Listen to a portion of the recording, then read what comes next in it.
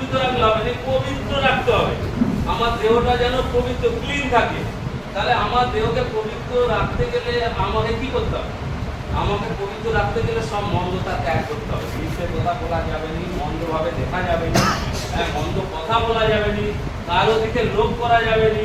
কার কি আছে যে আমার হলে ভালো হতো, তার একটা শাড়ি আছে নতুন, আমার একটু হলে ভালো হতো, কোনো রকম যেন না এইসব লোক লালসা থাকে, তবেই পবিত্র হবে। মানে এবারে বলছে পবিত্র করে, শুধু পবিত্র নেই, মানে নানা রকম মন্দ বিষয় নিয়েও আমরা পবিত্র থাকবো। এবার বলছে ঈশ্বরের প্রীতিজনক, মানে ঈশ্বরের কাছের লোক, ঈশ্বরের প্রীতিজনক, খুব প্রিয় পাত্র হয়ে যেতে হবে, আর তখনই হতে পারবো প্রিয় প্রীতিজনক। এবার বলছে বলি রূপে উৎসর্গ করো, মানে তুমি নিজেকে বলি রূপে, মানে এইগুলো সব করতে হবে। মানে জগতিক আশায় আশা আকাঙ্ক্ষা যা কিছু চা পাওয়া বলি দিয়ে দিতে হবে, বলি দিয়ে ঈশ্বরের কাছে আসতে হবে। হ্যাঁ, আর এইটা বলছে ইহাই তোমাদের চিত্ত আরাধনা, আরাধনা এটাকেই বলছে। তো আমরা এই যে জগতের নানা রকম পুজো আর্চা হচ্ছে, আমরাও সামিল ছিলাম, আপনি সত্যটা জেনেছেন। তো ওখানেও আরাধনা হয়, ওখানেও নানা রকম ফল পাকড়, ফল মূল হ্যান ত্যান দিয়ে আরাধনা হয়। কিন্তু এখানের আরাধনাটা হতে হবে, এখানের আরাধনা একটু অন্যরকম। সেখানে ভালো করে প্লেটে ফল পাকড় সাজিয়ে ফুল দিয়ে সব জায়গায় আরাধনা করছে নানা রকম ভাবে। আর এখানে বলছে তুমি ফল হয়ে যাও, তুমি নিজে ঈশ্বরের কাছে বলি রূপে দিয়ে দাও, এবং ঘাস কাটা বলি দিতে হবে, তুমি বলি হয়ে যাও। এইভাবেই বলি হয় যেন আমরা নিজেকে উৎসর্গ করে দিতে পারি।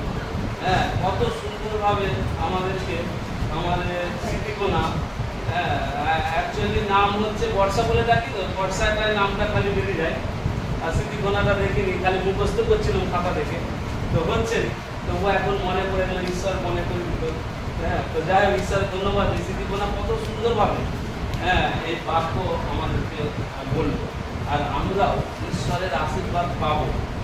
এইরকম ভাবে আস্তে আস্তে ঈশ্বর যেন স্মৃতিকোনার জন্য সবাই প্রার্থনা করবো, যেন ঈশ্বর তাকে আরো আশীর্বাদ করে, সে তুলে আমাদেরকে বলেছে তোমরা সবাই জানো, আর তোমরা সবাই ঈশ্বরের কাজ করবে, আর তোমরা সবাই সৈনিক যুদ্ধ করবে। তো আমরা যেন ঈশ্বরের কাজ এইভাবে আগাতে পারি। তো ঈশ্বরের ধন্যবাদ দিই। যদি আমরা দুর্বল হয়ে যাই, প্রশান্তকে ধন্যবাদ দিই। হ্যাঁ, সেদিনকে ফোন করে বলছে দাদা আমিও একটু আধটু বলবো। আগে বলেছিলাম, বলে আমি উচ্চারণ করতে পারিনি। হ্যাঁ, উচ্চারণ করতে আমি ওকে বলি, আমি নিজে উচ্চারণ করতে পারিনি। মুর্শিও ঠিক এই কথাই বলেছিল, আমি তো কথা বলতে জানি না। হ্যাঁ, সে ঠিক ব্যবস্থা করে দিয়েছিল। তো হ্যাঁ, তো ঈশ্বর ওকেও ব্যবহার করে বলে যে ঠিক আছে, হ্যাঁ আস্তে আস্তে ঈশ্বর আমাকে আমিও বলবো। তো ঈশ্বরের ধন্যবাদ দিই। হ্যাঁ, এই প্রশান্ত ভাইয়ের জন্য একটু হাত তালি দিই।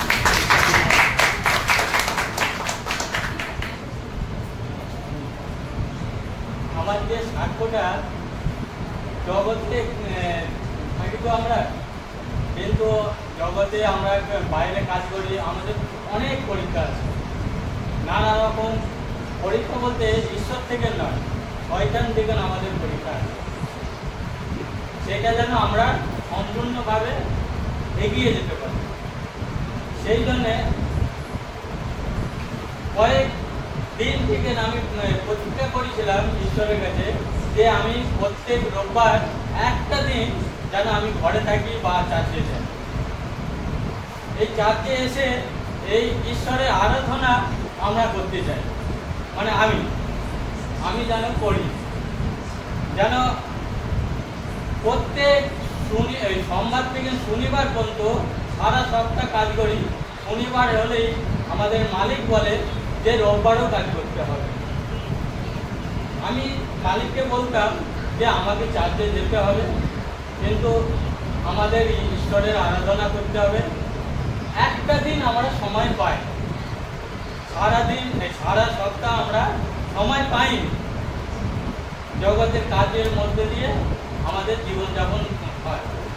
কিন্তু আমি তার দিকে বললাম যে ঈশ্বর আমাদের সৃষ্টি করেছে, মানে সব কিছু আমি বললাম ঈশ্বরের বিষয়ে, যে তার জন্য একটা দিন কি আমি সময় দিতে পারবো না?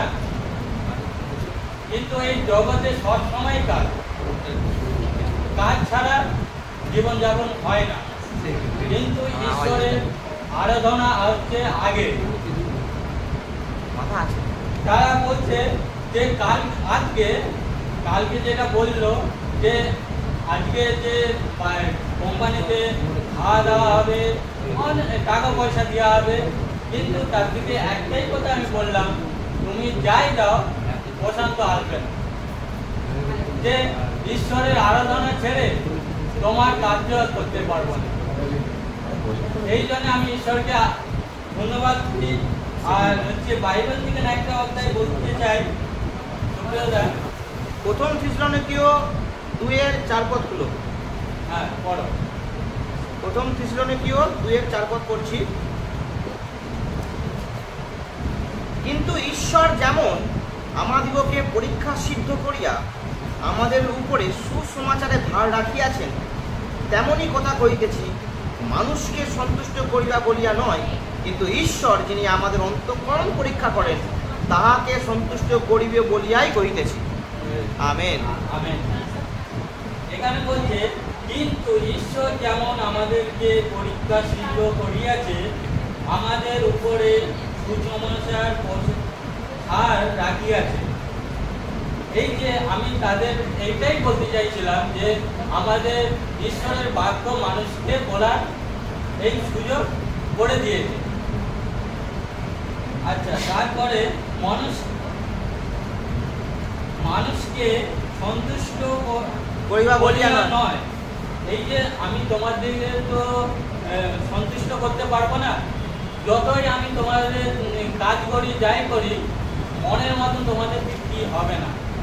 কিন্তু ঈশ্বরের যদি আমি আরাধনা সুসমাচার যদি প্রচার করি, আমাকে সেখানে আশীর্বাদ করবে, কিন্তু তোমরা আমাকে ইয়ে করো।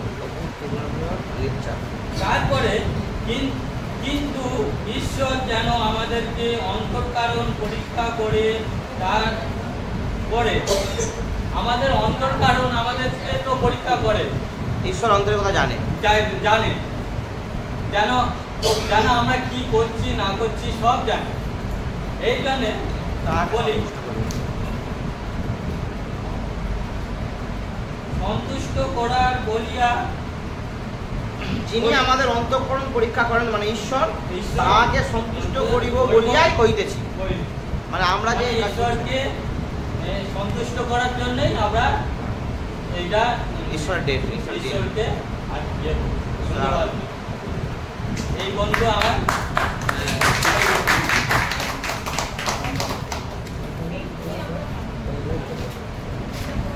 ঈশ্বরের ধন্যবাদ দিই কত সুন্দর ভাবে। ধন্যবাদ যে প্রশান্তদা সাহস করে উঠে ঈশ্বর গৌরব কত সুন্দরভাবে ঈশ্বর আমাদের প্রশান্ত ভাইকে ব্যবহার করলো।